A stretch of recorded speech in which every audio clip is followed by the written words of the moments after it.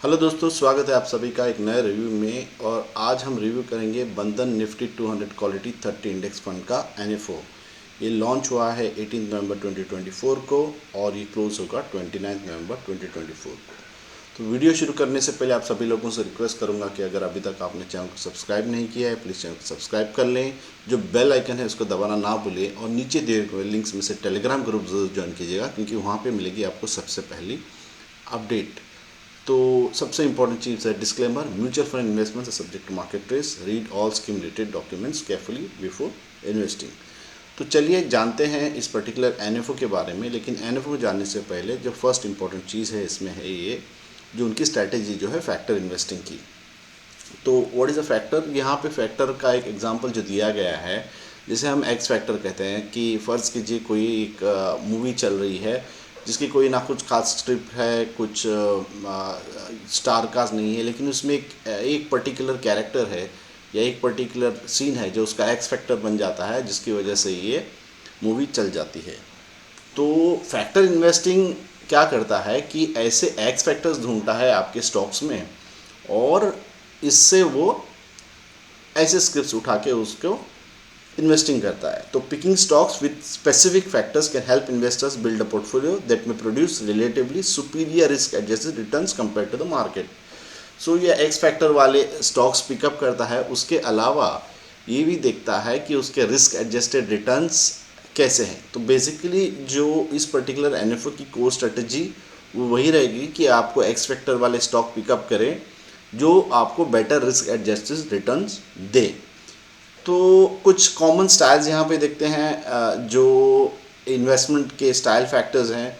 एक है मोमेंटम या अल्फ़ा जनरेट करना। अल्फ़ा जैसे आप जानते हैं, आप बेंचमार्क से ज़्यादा परफॉर्मेंस या अच्छा परफॉर्मेंस देने की कोशिश करते हैं, तो आप स्टॉक्स वो उठाते हैं जिनका पिछला परफॉर्मेंस अच्छा रहा हो। सेकेंड है लो वोलेटिलिटी, यानी जो मार्केट के उतार चढ़ाव है, जो कम उतार चढ़ाव यानी स्टेबल। जैसे कि आपको एग्जांपल दें तो स्मॉल कैप्स हाईली वोलेटाइल रहते हैं और लार्ज कैप कम। तो यहाँ पे लार्ज कैप टाइप के स्टॉक्स तो लो वोलेटिलिटी। थर्ड है क्वालिटी यानी कि stocks with low debt, stable earning and quality metrics. तो ये बेसिकली फंडामेंटल इन्वेस्टिंग काइंड है। फिर वैल्यू इन्वेस्टिंग यानी कि यहाँ पे आप वो स्टॉक्स पिक करते हैं जो आपके हिसाब से अंडर वैल्यूड है और जिनकी आपकी ग्रोथ यहाँ पे है। So this is value investing. And second is stocks with lower market cap, यानी आप आइडेंटिफाई करते हैं कि ये स्टॉक्स के मार्केट कैप कम है और इसमें पोटेंशियल है। तो ये कुछ कोर इन्वेस्टिंग स्टाइल फैक्टर्स हैं। तो बात हम करते हैं अभी निफ्टी 200 क्वालिटी 30 इंडेक्स, जो है बेंचमार्क इस पर्टिकुलर NFO का। तो व्हाट इज़ क्वालिटी फैक्टर? हमने फैक्टर की बात की, एक्स फैक्टर की बात की और कैसे फैक्टर इन्वेस्टिंग होता है। तो हम बात करते हैं क्वालिटी फैक्टर की। तो इस पर्टिकुलर इंडेक्स में क्या होता है कि जो कंपनीज़ का लोअर डेट, अर्निंग स्टेबल हो और बाकी के क्वालिटी मैट्रिक्स मैच करते हो, तो उनकी सेकंड है उनकी profitability, earnings quality, capital structure और उसका जो हिस्टोरिकल एविडेंस है कि उनका जो फाइनेंशियली स्ट्रॉन्ग ये कंपनीज़ का ग्रोथ है। और सबसे इम्पॉर्टेंट चीज़ है कि उनकी जो रिटर्न्स है वो कम्स विथ लोअर रिस्क, यानी ऐसा नहीं होना चाहिए कि इनके रिटर्न्स हाई है। तो ये पर्टिकुलर इंडेक्स उन स्क्रिप्ट्स को टारगेट करता है जिनके रिटर्न आपको अच्छे मिले विथ लोअर रिटर्न। और ये काम क्यों करता है ये पर्टिकुलर स्टाइल ऑफ इन्वेस्टिंग? क्योंकि ये मिस प्राइसिंग को जो है कैप्चर कर लेता है। तो मिस प्राइसिंग कैप्चर यानी कि आपको अगले दो सेंटेंस जब मैं एक्सप्लेन करूंगा आपको समझ में आ जाएगा। मिस फैक्टर या मिस प्राइसिंग को कैप्चर करना है कि देखिए अभी रिसेंट हम एग्जांपल ले लें तो लास्ट 2-3 साल में इतनी यूफोरिया थी, मार्केट सिर्फ एक डायरेक्शन जा रहा था, वो था ऊपर। तो सब लोग जो है small caps mid cap chase कर रहे थे। तो रिसेंटली लास्ट 2 महीने में करेक्शन आया है, मार्केट ने 10% करेक्शन किया है। तो ये था मिस प्राइसिंग। तो लास्ट 2 महीने पहले जो चल रहा था वो था miss pricing, market over valued थी और लोग इसको चेस कर रहे थे। तो जब ये पर्टिकुलर इंडेक्स जो है ये एनोमलीज को एलिमिनेट करता है, तो ये है basically miss pricing. So basically over confidence in chasing lesser known opportunities can result in over pricing, while high quality firms tend to outperform in the long term। यानी वही कि समझो लास्ट 2 महीने पहले अगर थे लोग small caps mid cap chase कर रहे थे, लेकिन करेक्शन आते ही सबसे ज़्यादा जिनके ऊपर नेगेटिव रिटर्न्स आएंगे उन्हीं के रहेंगे, और जो फंडामेंटली स्ट्रॉन्ग्स हैं जिनका लो वैल्यूड है और लॉन्ग टर्म के लिए अच्छे हैं, वही आपको जो है अच्छे return in the long term देंगे। तो इस पर्टिकुलर फंड की इंडेक्सिंग मेथोडोलॉजी कैसे है, स्टॉक्स कैसे चूज करते हैं, तो पहले तो ये निफ्टी 200 में से स्टॉक्स फिल्टर होते हैं, फिर टॉप 30 स्टॉक्स इसमें से सिलेक्ट होते हैं, और इनका जो रीबैलेंसिंग है सेमी एनुअली होता है, साल में 2 बार, जून और दिसंबर है इस पर्टिकुलर इंडेक्स में, और फिर उनका कुछ वेटेज रहता है जिस called free float market capitalisation. तो ये है इंडेक्सिंग मेथोडोलॉजी, यानी कि ये 30 स्टॉक्स इस पर्टिकुलर इंडेक्स में कैसे फिल्टर होते हैं। तो जानते हैं उसका कुछ परफॉर्मेंस देखते हैं इस पर्टिकुलर इंडेक्स का हम।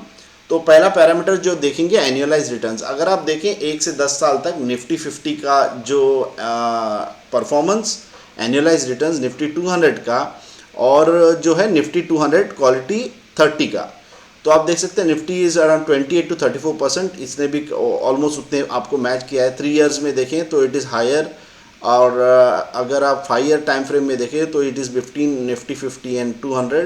10 ईयर में देखें तो it is higher over here. अगर वोलेटिलिटी की बात करें तो जाहिर सी बात है वोलेटिलिटी कम रहनी चाहिए।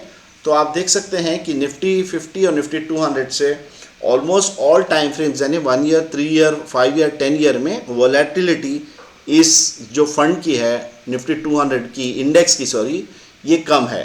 तो आपको ये रिटर्न ज़्यादा दे रहा है, वॉलेटिलिटी कम है, यानी ये आपको एक बेटर रिस्क एडजस्टेड रिटर्न्स दे रहा है। तो ये रहा यहाँ पे वैल्यू रिस्क एडजस्टेड रिटर्न्स का। अगर आप देखें तो 1 ईयर, 3 ईयर, 5 ईयर, 10 ईयर में इसका वैल्यू हाई है, यानी ये आपको जो है सबसे अच्छे रिस्क एडजस्टेड रिटर्न्स दे रहा है।